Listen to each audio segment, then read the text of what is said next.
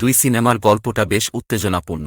এটা 2010 সালে মুক্তি পেয়েছে, আর এটি মার্ভেলের সুপারহিরো টনি স্টার্ককে কেন্দ্র করে। কাহিনীর শুরু। টনি স্টার্ক এখন তার সৃষ্ট আয়রন ম্যান স্যুটের জন্য বিশ্ববিখ্যাত। তবে সমস্যা হল, টনির শরীর ধীরে ধীরে বিষাক্ত হয়ে যাচ্ছে, কারণ যে প্যালাডিয়াম রিয়্যাক্টর সে তার বুকে ব্যবহার করছে সেটি তার শরীরে বিষ তৈরি করছে।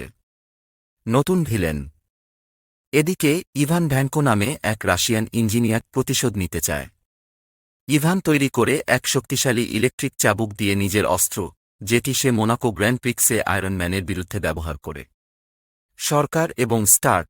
সরকার চায় যে টনি তার আয়রন ম্যান স্যুট সেনাবাহিনীর কাছে হস্তান্তর করুক, তবে টনি সেটা করতে রাজি নয়। নতুন সহযোগী। এমন সময় টনির জীবনে আসে নাটাশা রোমানফ বা ব্ল্যাক উইডো, যিনি টনি স্টার্কের সিকিউরিটি হিসেবে কাজ করেন, কিন্তু আসলে তিনি স্পাই এজেন্ট। চূড়ান্ত লড়াই। অবশেষে টনি স্টার্ক তার পুরনো বন্ধু রোডসকে নিয়ে ইভানের তৈরি করা বিশাল ড্রোন আর্মির বিরুদ্ধে লড়াই করে। রোডস তখন আয়রন ম্যানের নতুন ভার্সন ওয়ার মেশিন হয়ে যায়।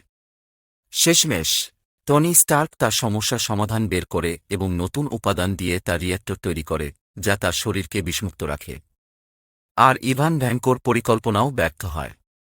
এই সিনেমার শেষে টনি স্টার্ক জানতে পারে সে একা সুপারহিরো না, বরং আরও অনেকেই আছে।